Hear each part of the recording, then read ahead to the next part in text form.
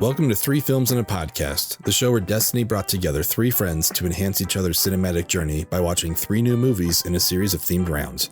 There is no claim of ownership on any film footage used in this episode, as all film footage is owned in its entirety by the copyright holders. And just like every car in Too Fast, Too Furious, this podcast contains spoilers. Enjoy. Okay. Hello, and welcome back to Three Films and a Podcast. My name is Tyler Beck, and I'm joined, as always, by my dear friend, Ben Lawhorn. Unfortunately, this isn't even a joke. I genuinely don't know what happened to Matt. Granted, It is my fault. I just did a cross-country drive, and I did not do any podcast prep or, scheduling. So, Matt's not here. I'm really sorry. It's my fault. I really don't know what else to say. We'll send a smoke funny and signal. cute about it. Yeah. But. He's going to listen to this with a scowl. See what happens. Yeah, there you go. He's like, oh, I couldn't be there. Maybe he'll pop in like the last third of the movie like Dave Chappelle. Fingers crossed, yeah. Hey, if you need a sub in real quick, I got my dogs here. I can grab Rhodey on the camera. He gives great commentary. We love a good cameo, for sure. Well, if it starts falling apart, we'll hold up a dog treat and you can bring him over here. And here's a dog. Well, in lieu of Matt, Ben, will you take care of all of our social plugs and all that? I will do my best. We are on all the socials at 3filmspod. Also, you can find our website at 3filmspod.com. We have all of our episodes there. If you want to join the Patreon, that'd be awesome. We do have a bit of a rebrand on the horizon, which is kind of exciting. So yeah, follow us there now so you can stay up to date with everything that we've got coming for 2024. Yeah, I'm so excited for the rebrand. Like, I love what we're doing, but I don't know. I think maybe it's just like something fresh and new. And I really do think we're going to be able to, dive deeper into some of the themes we explore. And I think we're going to uncover a lot of really cool stuff, both for us and for anyone that follows the show. Yeah. And again, however you choose to take in our content, we're just happy to have you here. And we will be happy to have you here after the rebrand as well. So thank you so much for your support. This week's episode finds us at the second installment of our Remakes round. In this round, we're going to be doing 6 total episodes exploring some popular remake pairs. So we'll do one episode for each version. So, the original and the new one. And I was really excited for this round. We're going to be exploring some movies that I have long had on my watch list. So coming up the next few episodes, we're going to be talking about Dune and West Side Story. So make sure you're subscribed to us on all your chosen podcast platforms so you don't miss any of the fun. And again, we recommend YouTube. We put that in. We really beat that intern, to death, and we need his work to be seen. So last episode we covered the 1976 version of A Star Is Born, directed by Frank Pearson. Apparently, I still don't know who that guy is, and I don't know any of his other work. But none of us okay. do. Someone I do know about, well, 2 people that I know about, and 1 person that Ben knows about. So we had Barbara Streisand and Chris Christopherson starred in that movie. But this time we're hanging out with Bradley Cooper, Lady Gaga, and Sam Elliott to discuss the 2018 version of A Star Is Born, which was directed by old Rocket Raccoon himself, Bradley Cooper. Now, we're not actually Sorry, did you choose the wording hanging with Bradley Cooper specifically? Or was that just like coincidental? I'm very curious. Either way, it works great. It works great. Maybe subconsciously it was there. A fantastic joke. It was good. I wish Wrong you just would joke, let but that fantastic. one hang out there and let people assume. Just let it be there. Way to kill the mood, guys. Well, unfortunately, we're actually not hanging out with Coop, Sam, or Gaga, but we do have some real MVPs lined up as guests for this episode. True. You might know them, you being the listener, from their appearances on various 3 Films episodes, and of course, from their own show. They are the creators of She Will Rock You podcast. They are Leah and Bethanne, and we are very happy to have them both. Say hello and tell the people where to find you guys. Hello, people. I'll just go first because Bethanne seems to be looking at me. I always, whenever it's like a plug thing, I'm like, oh, Leah can do that. She's more eloquent. She Will Rock You. Yeah. We have a lot going on, but mainly we take and tell each other the story of a famous artist or band in rock history. Sometimes we're loose with the word rock. There's some rule breakers in there. And we also just like rock and roll. Yeah. That's true. So the Rock Hall of Fame can do it. We can do it. Yeah, that's right. And we also interview up and coming artists, which we have some exciting ones we just booked. Cool. So that is our show. And you Nice. can find us shewillrockyou.com.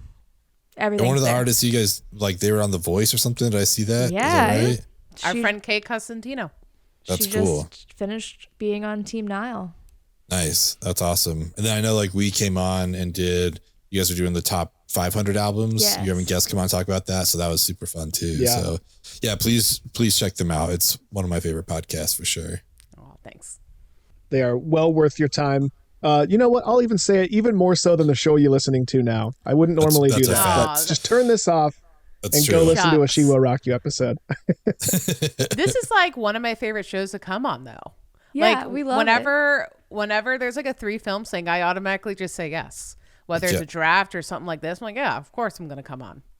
I love it. Yeah, Bethanne, you're climbing the rankings. So like, I think Ethan has been on the most amount of shows, but you've got to be pretty close up there. This is like John Which is Ratzenberger a and fun Bill rivalry. Hader, like competing for cameos in Pixar. I have to be him now. Totally. I must be the John Ratzenberger of 3 Films podcast. That's the goal. we'll honestly, just book you for 2 months of solid shows. Let's do it. Like, yeah. Let's do it. Honestly, anytime that we have a draft, like I put the 3 of us and then Ethan and Bethanne. I was like, I don't know who else is going to be there, but I know we're all going to be Guaranteed. there. So yeah, it'll Totally. be fun. I love it.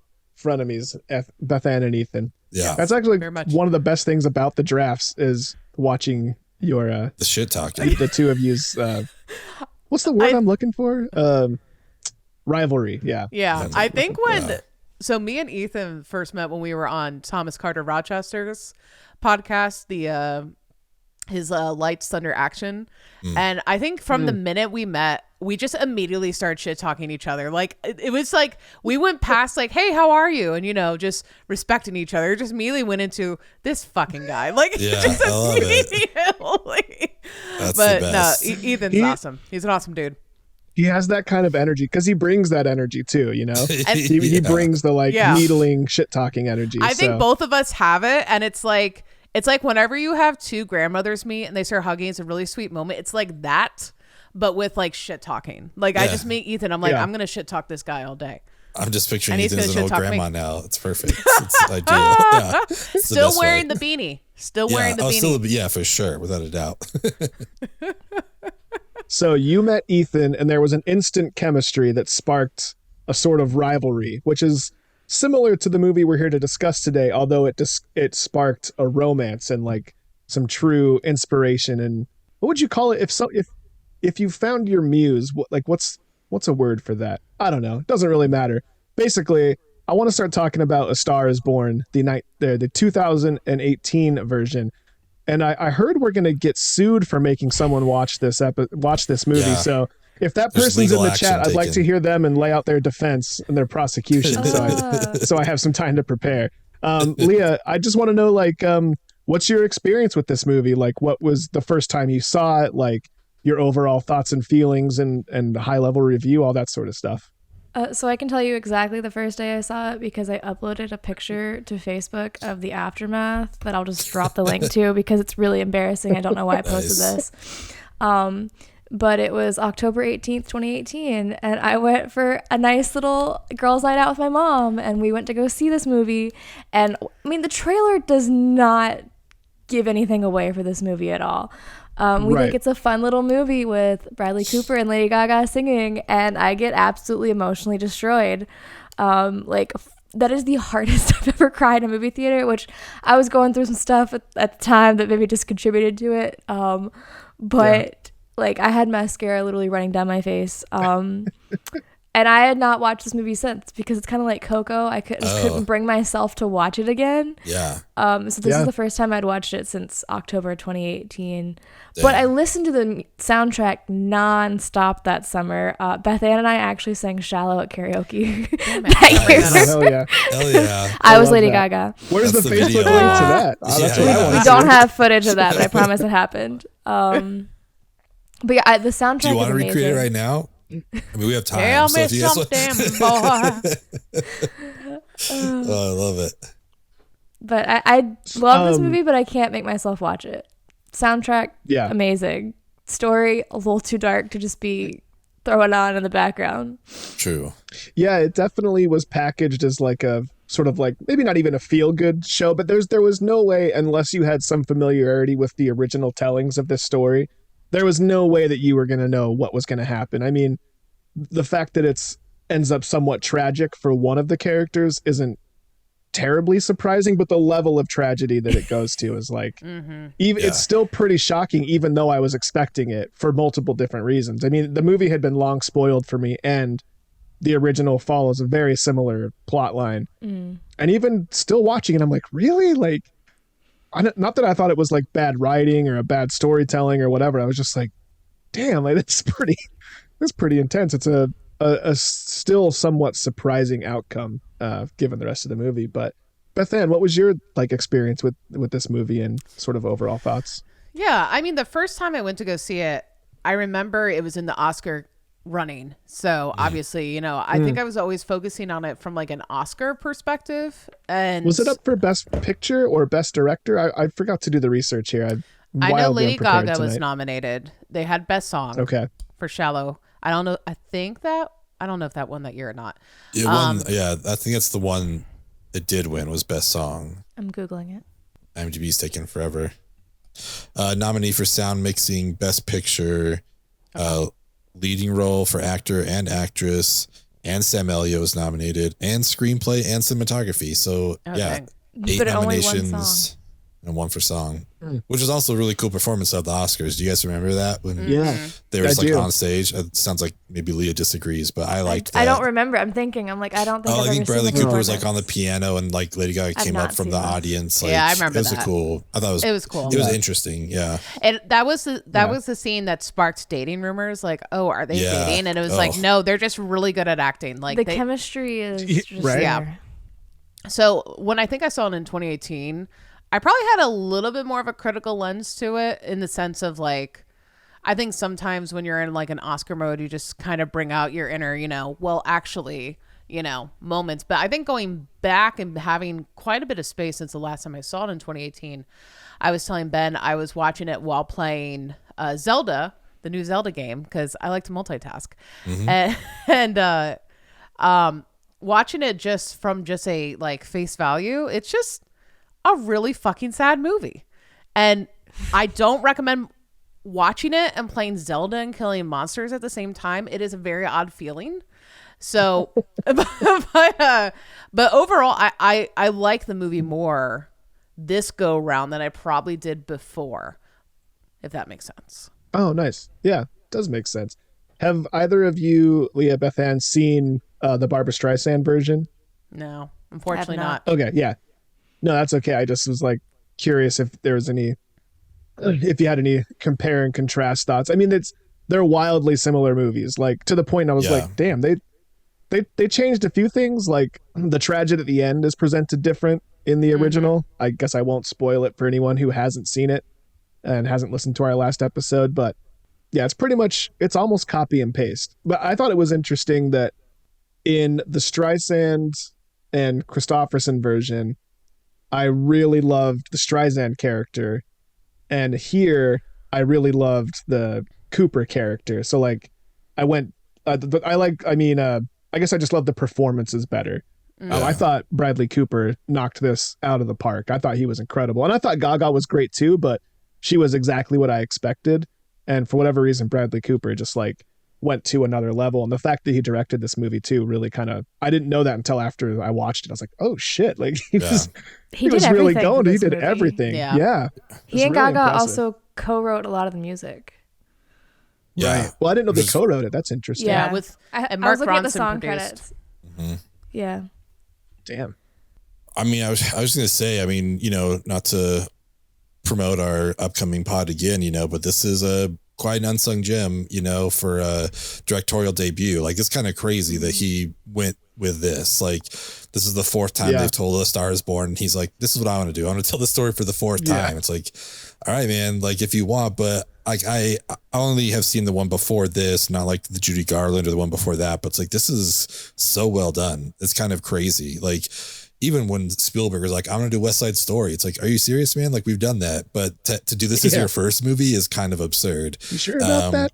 But like, are you sure, Steve? I don't know if you've really thought about this. But he crushed it. This movie is so good. He gives a wonderful performance. Everyone gives great performances. Like, I think this is Lady Gaga's real first performance on this level as an actor, which is great. I'm always here for Sam Elliott. The people that pop up in here, we get fucking Dice, Andrew Dice Clay showed up, which was so cool. Like, there's a lot of great folks here. We watched this at home for the first time, I don't know, a couple of years ago. It was just like, I don't know, let's just throw this on. Let's just see what it's all about. And then like, my girlfriend and I were just like crying at the end of it. It's like, God damn, I didn't think that's what this was, like I thought we were just going to watch like, oh, someone's rising, star and someone's falling star and whatever, that's what happens. But the ending just like, just got me. And then watching it this time, I just forgot how like diabolical that manager is, because he just fucking like rips into him at the end. He's like, we've been here cleaning up. This has been like a triage, it's like whatever. It's like, oh my God, dude, like I just got out of, like rehab, and obviously like he didn't think it would go to that level, but it's like, holy shit, like you are kind of a shitty person. Like that's absurd. But it really just kind of ramps up. But I mean, the story was great. I think the cinematography was awesome. It was done by Matthew Libatique, who he's done all the Aronofsky movies. Nice. He's also doing Cooper's next movie, Maestro. He did Iron Man, like he kicked off the MCU. But most importantly, he did the music videos for Incubus, Stellar, and Wish You Were Here. So I just want to make sure that's on the record. Wish You Were Here, man. Yeah. That is a solid music video. It's a great one. Yeah. So, started off right, and here we are getting nominated for Oscars. So I think it's just the power that Incubus has. I just want to put that out there. But in watching this, I want to ask you guys this, like, could anyone besides Lady Gaga have done this? Like we were talking about, like who else could have fit that role? Like the only thing I could kind of come up with, and even then it's like kind of a Xerox, is like Kesha. Like maybe she could have pulled something like that off, but like, do you guys feel like there's anyone else that could have pulled this off the same way? Like, I just think she was fantastic in this. Well, I read that it was originally, well, I don't know if it was intended for Beyonce, or Streisand was quoted as saying she'd like to see Beyonce do this. And I mean, I bet. I'm down for Beyonce to try anything. I would be down to see it, but I mean, I think Gaga definitely fits like the style of music they were playing. Not to say that Beyonce couldn't have sung Shallow or whatever, but it just like, Beyonce has a very specific presence and a specific musical style that like, I don't think matches this movie as well, but like, I would love to see her give it a shot.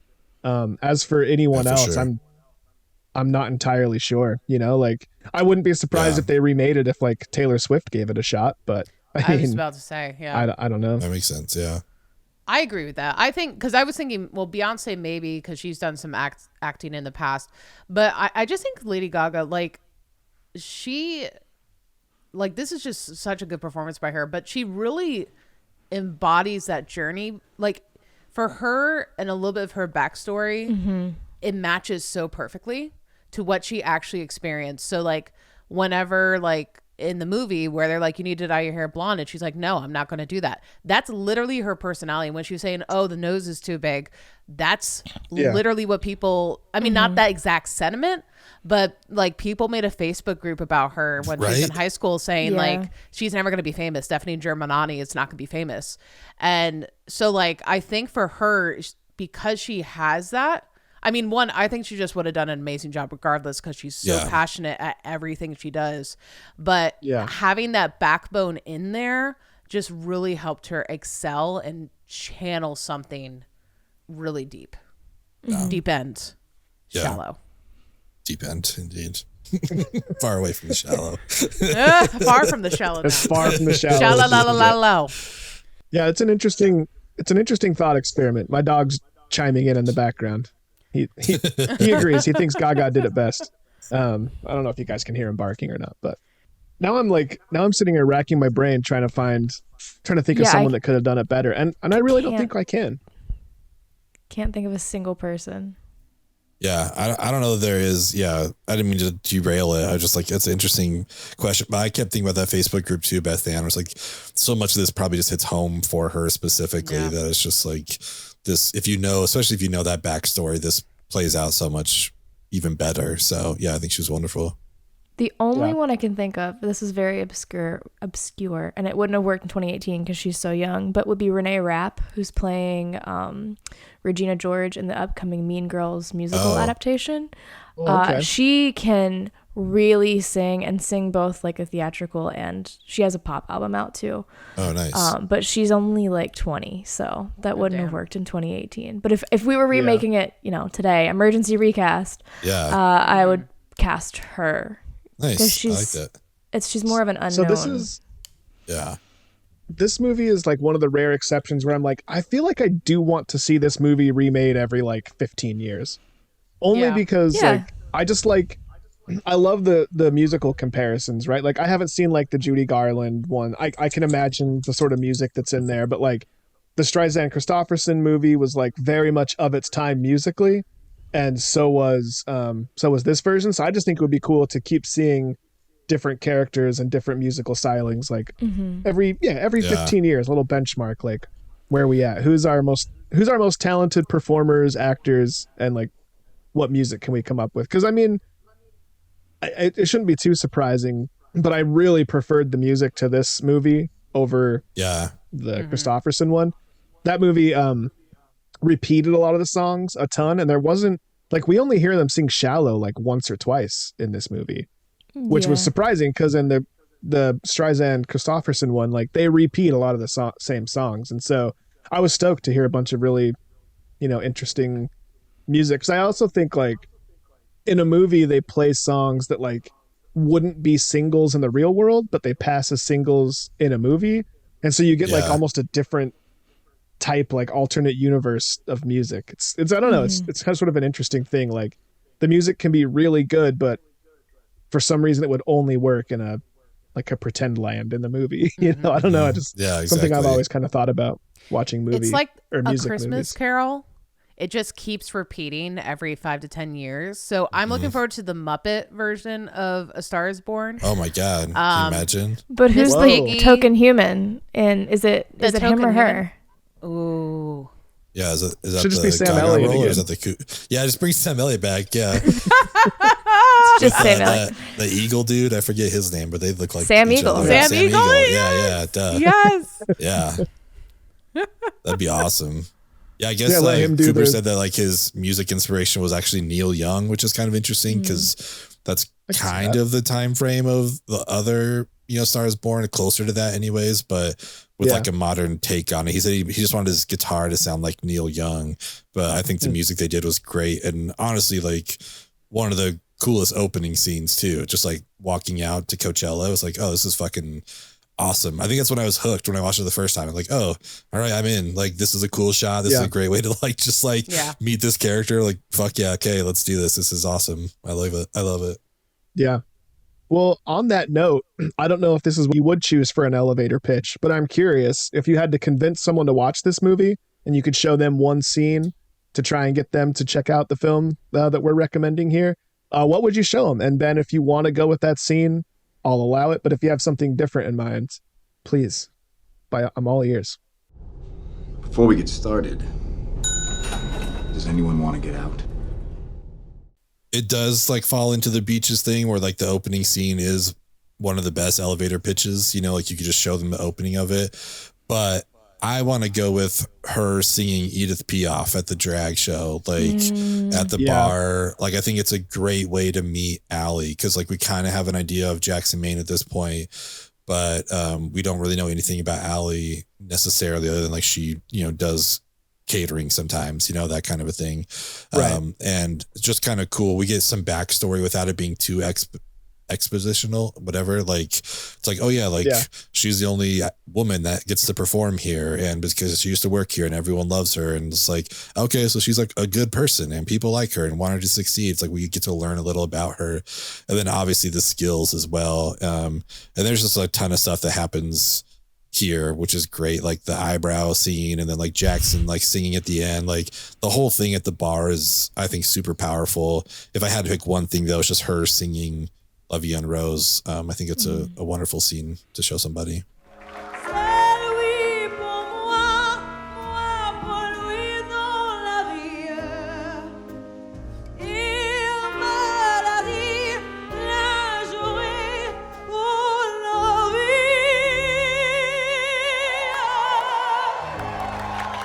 I couldn't possibly agree more. So much so that probably was going to be my pick, but I'll try to think of something else before it comes back around to me. So hopefully Leah takes a long time to describe her scene to give me some more time. I'm going to go with the music to my eyes montage where she's joining them on the road. Ooh. And you see her start like backstage and all scared, and she doesn't want to come out anymore for Shallow. Yeah. And then she starts playing the tambourine, and then she moves to like keys, and then she's, out there every night, like Daisy Jonesing it, stealing the limelight, because that's the whole movie in a scene, but very simplified and very boiled down. And does that end with like him pulling her out for the finale, like, oh yeah, you're gonna do the encore by yourself, like you're just gonna sing, like that's so cool. Also, I really like that song. It's one of the best songs, I think, on the soundtrack. Bethanne, what would you show someone? I'm gonna go with the scene that takes place like right outside the 7-Eleven where she's icing her knuckles from beating up a guy. Rightly so.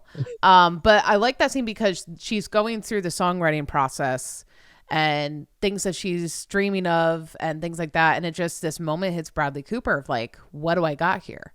There is something to this and what she has.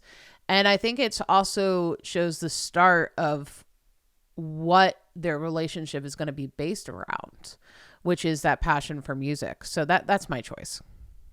I'm off the deep end. Watch as I dive in.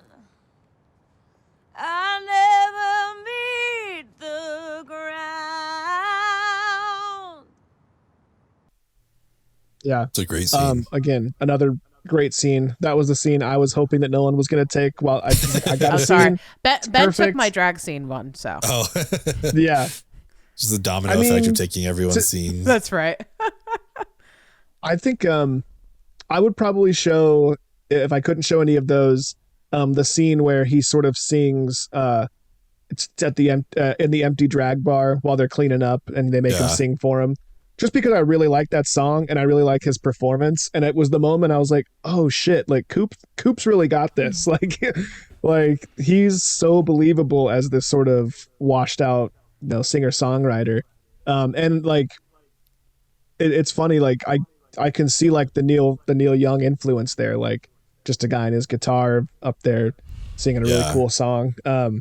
So yeah, I would probably go with that. Just basically just be like, hey, there's some really good music, and Cooper, because I think anyone would expect Lady Gaga to be like incredibly musically and a dynamic performer and to be charismatic on screen.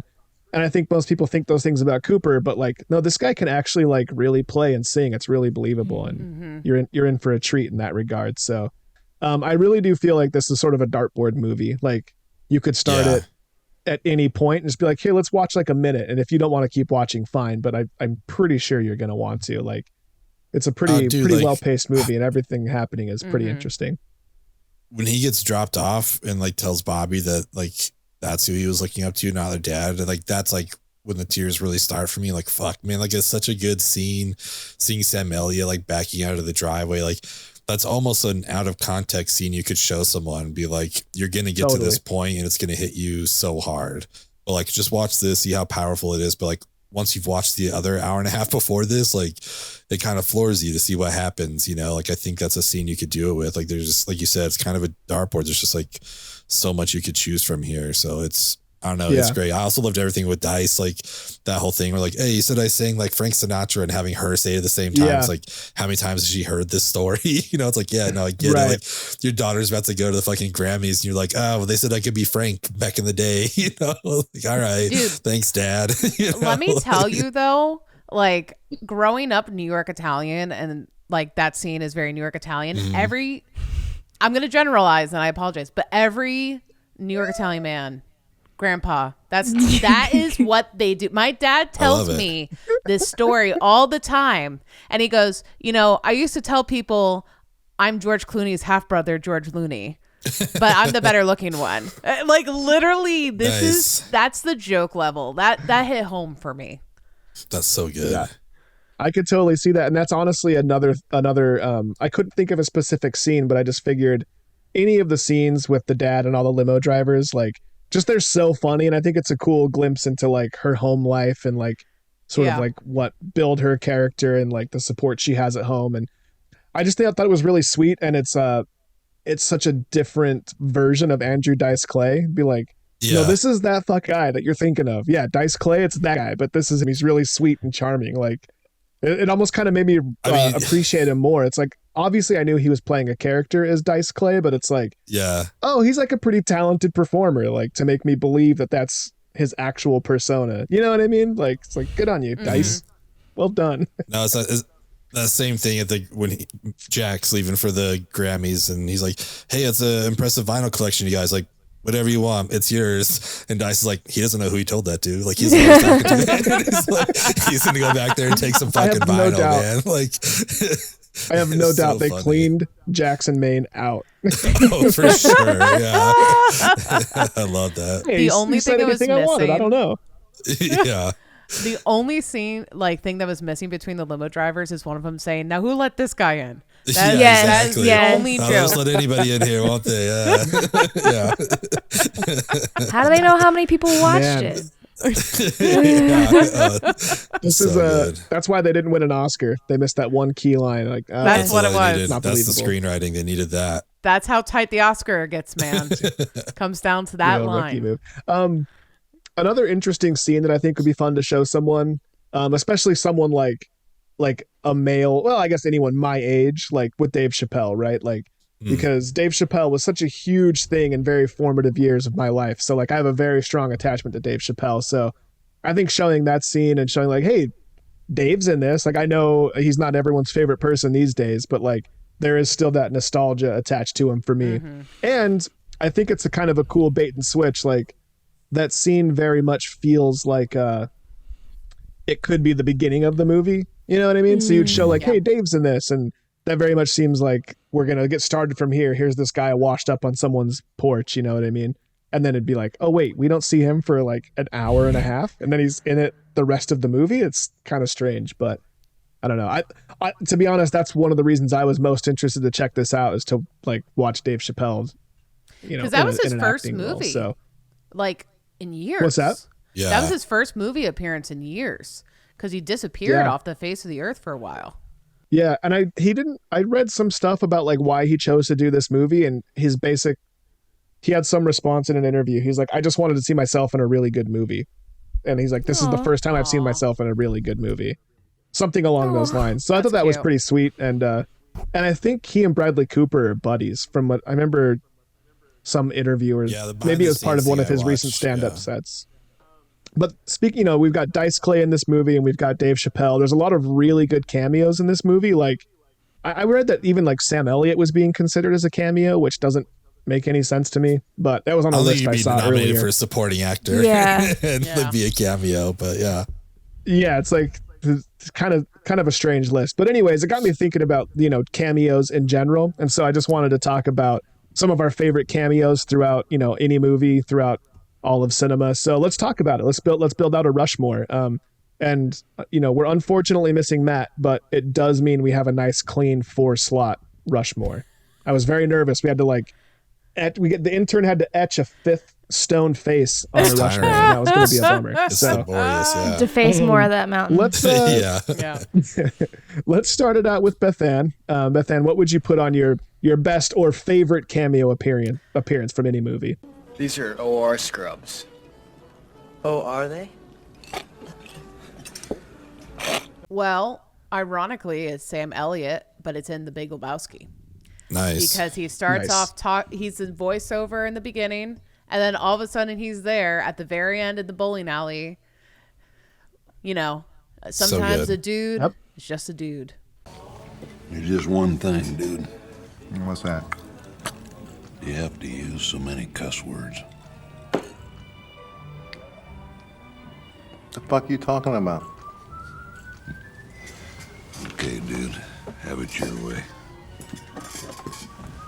Take her easy, dude. Yeah, thanks, man. Yeah. I mean, yeah, That's so good. We're so close to derailing into a half-hour Sam Elliott Lebowski quote-a-thon because like everything What are he we, says in nihilist there is here? so good. We're splitting hairs? Yeah, sometimes funny. you eat the bar, sometimes the bar eats you. Like just all that shit. Like he's so good in that movie. It's I didn't even think of that as a cameo because to me it's such an integral part of the movie to me. Like I don't even think of it as like a cameo. To me it's just part of like this whole package, and I'm just Right. so mad that I didn't think of it. It's like my favorite movie in the world, and so I'm happy it's on our list, and I'm kind of happy that someone else said it, so I'm not a broken record, but that's a phenomenal pick. And like the scene with the three of them sitting or I guess it's the two of them, him and the dude, sit at the bar in the bowling alley. Like that was one of the first times I actually really appreciated the cinematography in The Big Lebowski. Yeah. Just because like they do this really cool, it's either a push in or a pull out. I can't remember. And it's like a long one take shot of their conversation. Then Sam Elliott leaves and it pans over to Walter and Donnie. I don't know. I can't remember exactly how it goes, but I was like, oh shit. Well, watching that movie critically, I'm like, they actually do like, it's the Coen brothers, so it shouldn't surprise me, but they're doing some cool camera stuff. I don't know. I just never noticed it until watching that scene critically recently. But anyways, that's not what we're here to talk about. So good. Leah, what's your best or favorite cameo from any movie? Matt Damon in Thor Ragnarok. Okay. Ooh, nice. That's a good one. Because it was, I remember watching it in theaters, and when he appeared as Loki, like people were rolling, like crying, laughing, because it was it's like so out opening of left weekend. No field. one had spoiled it, and it was so unexpected, and it still makes me laugh every time I watch that scene. Well, it really was It's a one of those two. really Like, good joke. is that Matt Damon? Like, I think it's It- Matt it's Damon. not. Like, It's not. It is. It can't be him, is it? Like, Yeah. And Sam Neill is like, yeah, that was so good. And it's rad because I just like when people are in on the joke. You know what I mean? Like I like when someone can like take the piss out of themselves. You know what I mean? Like Yeah. Matt Damon he gets it. He's whatever. I don't know. I've always really loved that. That's a phenomenal pick. He's just happy Benjamin. to be here. Yeah, Yeah. that's exactly right. Yeah. What was his other camp? Was it 'Cause the he shows Euro up- Trip when he's in that band or whatever? Yeah, I was gonna say he shows up in Eurotrip. Yeah. Yeah, he's a He was fan like of the Cameo. I apparently like he it. was filming I think he was filming one of the Bourne movies at the same time. Probably. And he knew the director. He's like, "Hey Matt, do you want to come be in this punk band for 10 minutes in my movie?" And he's just like, "Sure." So he drove over to wherever they're filming and I love did that. Scotty Doesn't Know. That's so cool. Yeah. What a For life. me, Good job, Matt. it is a dude playing himself like 30 years later, which is kind of cool, but it's Billy Idol in The Wedding Singer.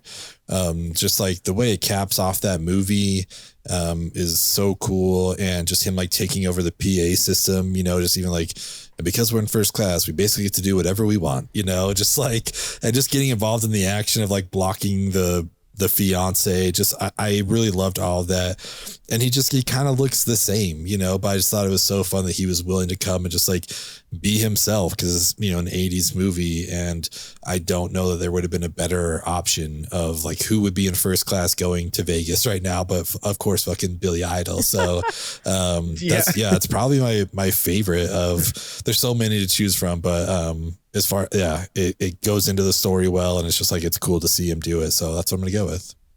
Good afternoon, everyone. We're flying at 26,000 feet, moving up to 30,000 feet, and we got clear skies all the way to Las Vegas. And right now we're bringing you some in-flight entertainment.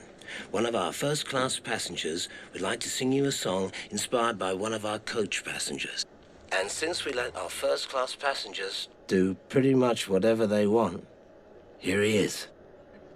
He and David Bowie, as far as like random appearances in movies, they feel like two sides of the same coin, right? It's like, okay, Bowie wouldn't be going, maybe if it was going to LA, Bowie might be on there, but since it's going to Vegas, we'll have it be Billy Idol this time. You know what I mean? Honestly, it's though, like I could Bowie easily and- see it being Yeah, Bowie and Zoolander was like my second pick because it was like, of course he'd be at an underground fashion contest. Like that's where he would be, you know, like, sorry, I know there's like a lag and I didn't mean to cut you off, but you're 100% right. Like it's two sides of the same coin, and either of these I think would have been awesome choices.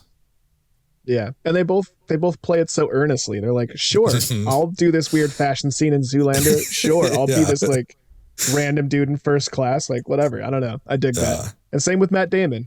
Everyone on this list, you know, they're even if it's not a joke, they play the role so well. Which, so my cameo is Tom Cruise from Tropic Thunder, because I think I watched this movie twice before I realized it was Tom Cruise. Like, and when I realized, I think it was in the moment. I think it was at Broovies, that the small theater in Salt Lake that you know, serves beer and stuff.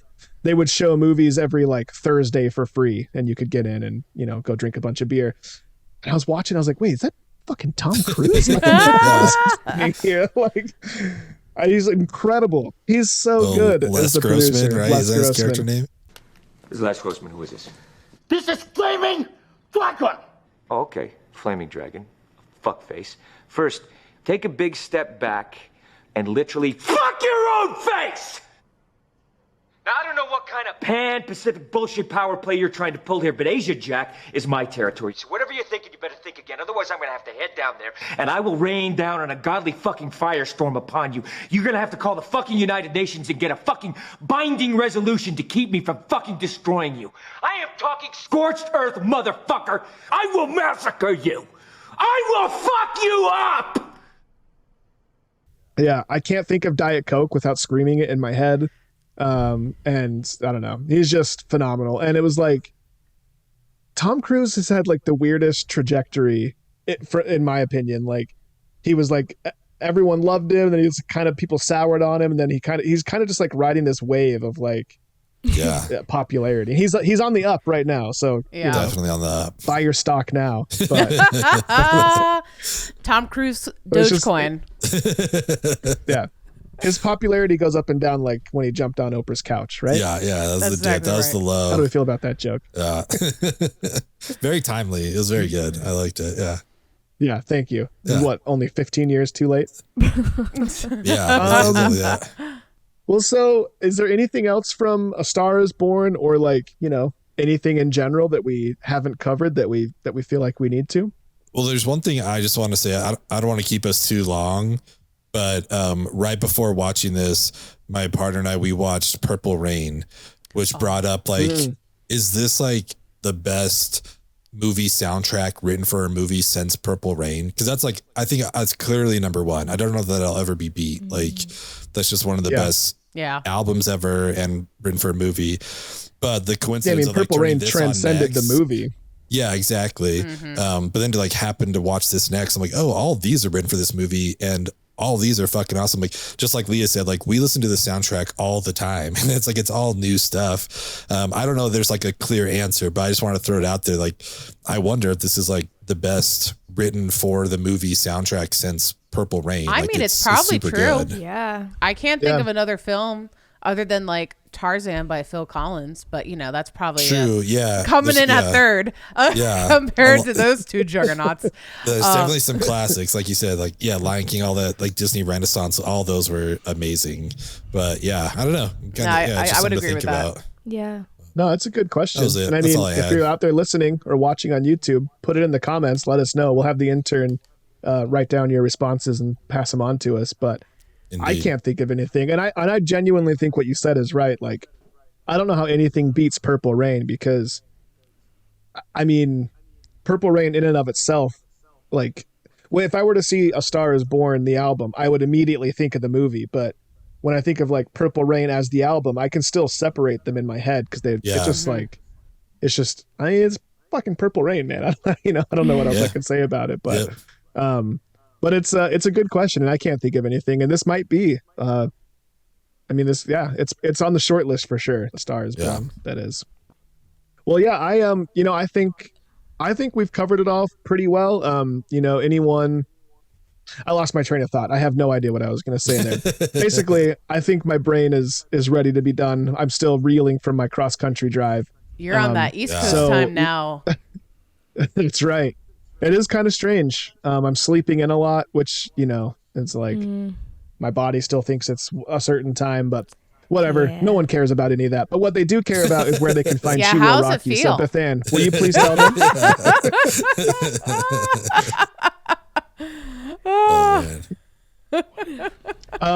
Yeah, go ahead, Bethanne. Take a moment real quick and just tell the people where they can find you guys, find your podcast, find your stuff, and all that sort of stuff.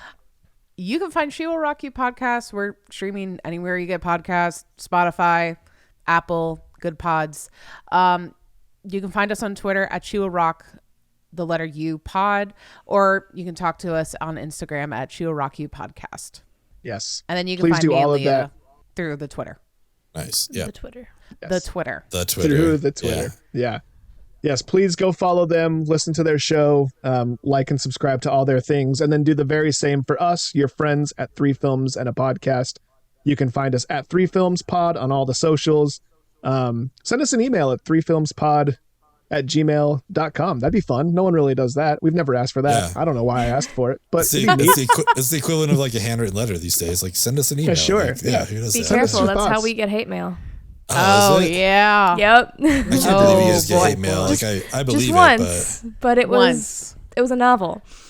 Oh, three separate yes, emails. He kept coming back, but actually, wait, no. And another thing. Wait, was this about the Sex Pistols? No, what? No, this is about Bing Crosby. Bing Crosby, yeah, okay. Of all people. Bing Crosby. Oh man. Look, the Crosby Hive is famously passionate. So watch out. That's on the two of you. That's incredible. Please send us your hate mail. I would love it.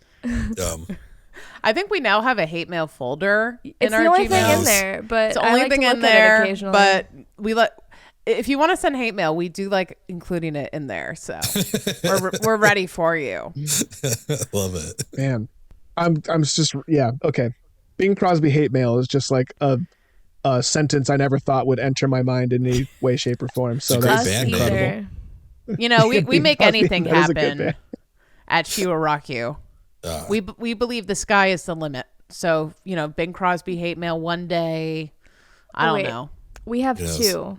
We have the other lady who wrote us an essay on the year that Carly Simon was born and how we got it wrong and how she lied about her age the entire time that she was alive and literally sent us links to ancestry.com records. No. That was her sources. Because you guys are just like pushing this narrative, this false narrative. Yes, I know. Jeez. She claims that she was born in 1945, but numerous sources list her true age, and she lists them all. Well, not that I hope you guys did a correction on that. Gotta let people. We're gonna have to redact it and do an apology video with the hey guys, pull it off. We like to take things seriously.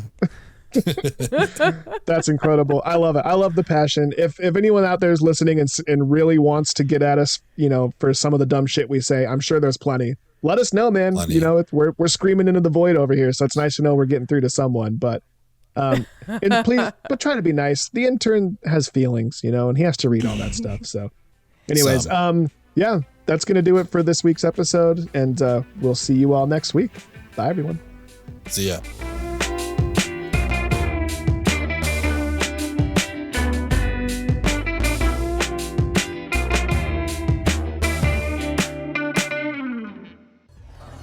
All right, who's gonna call this sucker?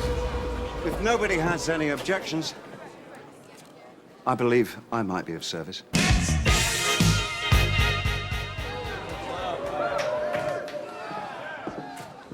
Now, this will be a straight walk-off. Old school rules. First model walks, second model duplicates, then elaborates. Okay, boys, let's go to work. Each before beauty code, cheese. Whatever.